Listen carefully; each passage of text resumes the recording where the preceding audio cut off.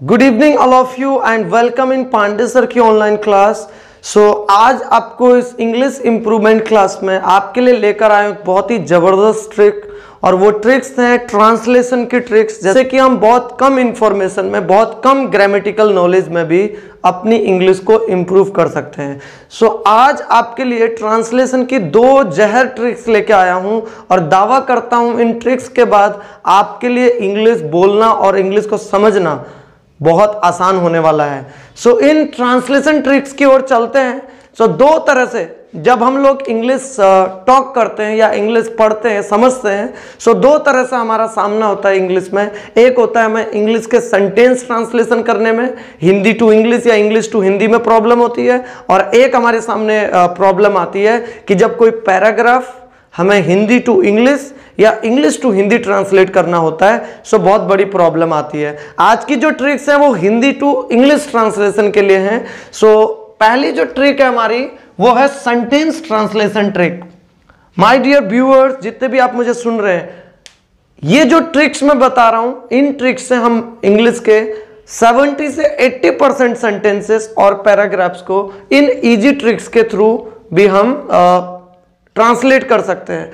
इसीलिए आपको बार बार बोलता हूं इंग्लिश सीखना बहुत आसान है, क्योंकि इंग्लिश लैंग्वेज टोटली बेस्ड है फॉर्मूलेज के तौर पे। यदि आप इंग्लिश को भी विद ट्रिक्स, विद फॉर्मूले और विद इंटरेस्टिंग तरीके से आप इसको सीखें, बहुत आसानी से और हर कोई इंग्लिश इजीली सीख सकता है। सेंटेंस ट्रांसलेशन ट्रिक का नाम हमने दिया है एरो मेथड। जैसा कि यहां पे मैंने एरो बताया, एरो मतलब इस तरह का जो हम एरो यूज करते हैं, इसका नाम एरो मेथड क्यों दिया है? जब मैंने यहाँ पे कुछ एग्जांपल्स लिए हैं, इंग्लिश में जो भी सेंटेंस हम ट्रांसलेट करते हैं उसमें हम फर्स्ट वर्ड को अपनी जगह पे रहने देते हैं, और उसके बाद पीछे से उस सेंटेंस को अपोजिट हम ट्रांसलेट करते जाते हैं। जैसे यहाँ पे मैंने एक सेंटेंस लिखा है, मैं एक ईमानदार व्यक्ति हूं। देखिए, मैं पहला वर्ड को यहीं पे रख दिया, उसके बाद हूं लास्ट वर्ड को, एंड देन एक ईमानदार व्यक्ति थर्ड नंबर पे, राइट। मैं को बोलते हैं आई, हूं को बोलते हैं एम, एक ईमानदार व्यक्ति को बोलते हैं एन ऑनेस्ट मैन। एन यहां पे क्यों लगाया? क्योंकि वोवल साउंड से जो वर्ड शुरू होता है उसके आगे हम एन आर्टिकल का यूज करते हैं। I am an honest man. दूसरा एग्जांपल देखिए, तुम अंग्रेजी बोल सकते हो। हाँ, तुम अंग्रेजी बोल सकते हो। अब देखिए, तुम पहले वर्ड को यहां पर रख दिया, देन सकते हो, बोल और अंग्रेजी। तो इस तरह से हमने ट्रांसलेट किया, मतलब कि तुम सकते हो बोल अंग्रेजी। तुमको क्या बोलते हैं? यू।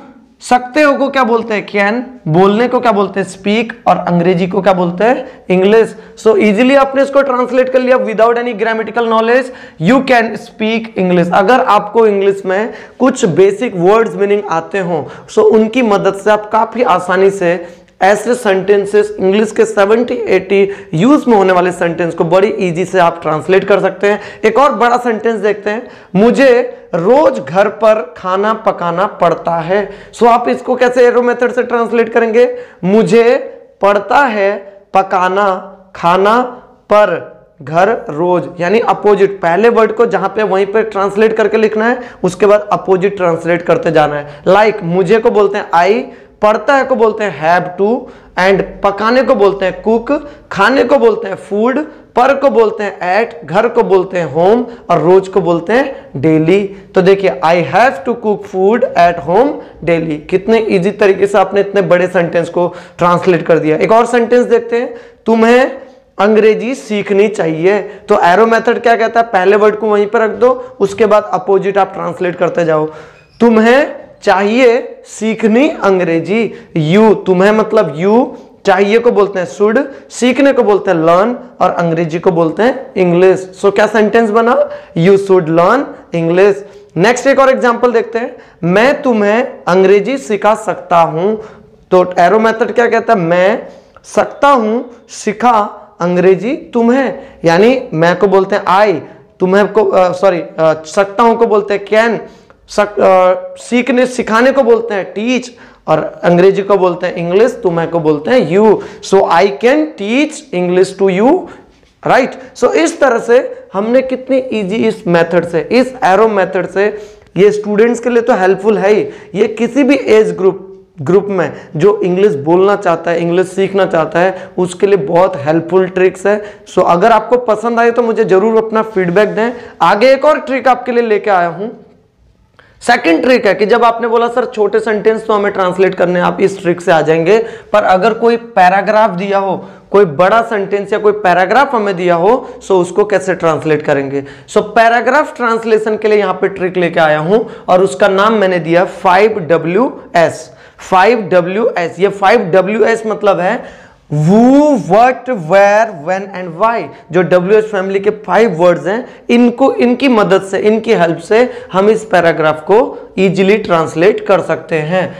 पहले पैराग्राफ पढ़ लेते हैं। एक बूढ़ी और कमजोर औरत अपने खोए हुए बेटे को पाने के लिए एक प्राचीन मंदिर में 10 सालों से पूरी श्रद्धा और भक्ति से हर सुबह फूल, माला और प्रसाद चढ़ाती रही है। सो ये इतना बड़ा पैराग्राफ आप सोच रहे होंगे सर इसके लिए कौन सा ट्रिक है। इसके लिए तो हमें बहुत सारी ग्रामर आनी चाहिए, ग्रामर भी आनी चाहिए, बट मैं आपकी इंग्लिश को इजी करने के लिए ऐसे ट्रिक्स आपको बता रहा हूं।